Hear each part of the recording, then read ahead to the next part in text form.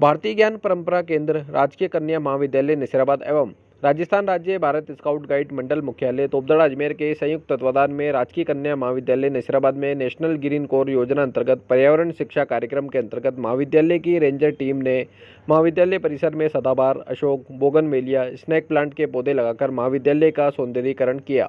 महाविद्यालय की प्राचार्य डॉक्टर अनीता खुराना ने वेदों में वृक्षों की उपयोगिता की वर्तमान में प्रासंगिकता पर बताते हुए कहा कि वर्तमान पर्यावरण की विपद वेला में वृक्ष लगाना बहुत आवश्यक है। वृक्ष पर्यावरण संतुलन के महत्वपूर्ण स्तंभ है। शिव के समान कार्बन डाइऑक्साइड रूपी विष को पीकर ऑक्सीजन रूपी अमृत प्रदान करते हैं। वृक्षों में अभितत्व रूपी क्लोरोफिल के कारण हरियाली रहती है, जीवन कोश है, प्रदूषण रोधी है, धन के स्रोत हैं, उदात्त विचारधारा के प्रस्फुटक हैं, रोगों का नाश करने वाले एवं प्रसन्नता प्रदान करने वाले हैं। कार्यक्रम में मुख्य अतिथि डॉक्टर अन्नपूर्णा सोनी, सहायक आचार्य हिंदी, राजकीय महाविद्यालय अजमेर एवं विशिष्ट अतिथि रंजना अग्रवाल, सहायक आचार्य अंग्रेजी, श्री गोविंद सिंह गुर्जर, राजकीय महाविद्यालय नसीराबाद ने रेंजर को निपुण सर्टिफिकेट प्रदान कर प्रोत्साहित किया। कार्यक्रम में पर्यावरण से संबंधित पोस्टर प्रतियोगिता में पिंकी नागोरा ने प्रथम, भूमिका आहूजा ने द्वितीय एवं अक्षिता बेरवा ने तृतीय स्थान प्राप्त किया। स्थानीय सचिव उषा विजयवर्गीय एवं राष्ट्रपति स्काउट राम कुमावत के मार्गदर्शन में यह कार्यक्रम आयोजित हुआ।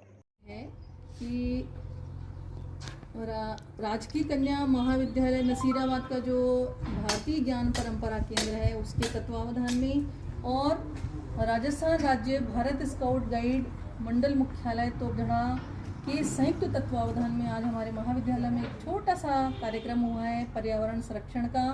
और उसमें हमारे बीच में मुख्य अतिथि के रूप में विराजमान है अन्नपूर्णा सोनी मैम, जो कि राजकीय महाविद्यालय से सहायक आचार्य के रूप में हिंदी के रूप में हैं, जो हमारे ही महाविद्यालय से वहाँ पधारी हैं, उनका प्रमोशन हुआ है। तो सबसे पहले मैं आपका अभिनंदन करती हूँ।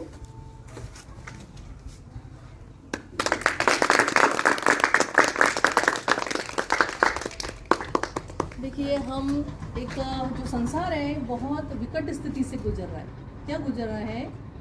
पर्यावरण प्रदूषण आप देख रहे हैं। और आप ये देखें, हरियाली जंगलों से ख़त्म हो गई है ना? नहीं है। ओजोन परत वह क्या हो गई है, उसकी लेयर कम पड़ गई है, छोटी पड़ गई है। और उसकी वजह से जो हानिकारक किरणें हैं वो वहाँ धरती पर आ रही हैं, तापमान को बढ़ा रही हैं। तो ऐसी स्थिति में ये जो एक छोटा सा प्रयास था पर्यावरण संरक्षण का और पौधरोपण का, वह बड़ा ही स्तुत्य है। तो जो भी आयोजक हैं उनको मैं आभार प्रकट करती हूँ। अब ये वृक्ष क्या है? देखिए, वृक्ष जो बना है वो बना है वृक्ष प्लस स का आधा स से बना है। वृक्ष, इसका मतलब क्या है कि जिसने सेवा का कार्य अपने जीवन में अपनाया। अब वृक्ष ने कौन सा सेवा का कार्य अपनाया, आप बताएं।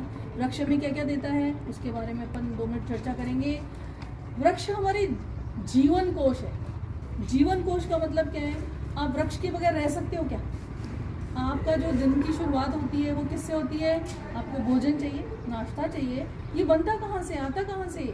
आपकी सब्जियां घर में बनती हैं, वो कहाँ से आती हैं? पौधों से ही आती हैं ना। और जो रोटी बनती है, अन्न आता है, वो कहाँ से आता है? वो भी पौधों से आता है। तो वृक्ष क्या है?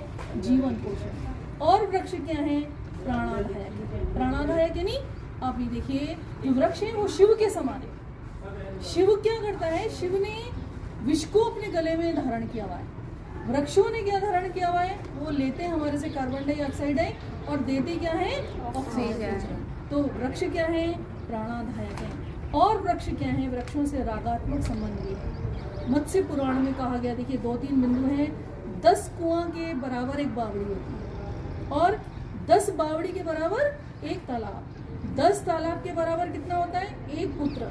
10 पुत्र के बराबर एक वृक्ष है। और आज आपने लगभग 20 से ज़्यादा पौधे कॉलेज में लगा लिए। तो आप देखिए, हमने 20 पुत्र महाविद्यालय में लगाए हैं। तो इनकी रक्षा किसको करनी है? आप जब भी महाविद्यालय आएँ अपने पौधे को संभालें और उसकी रक्षा करें। अब जो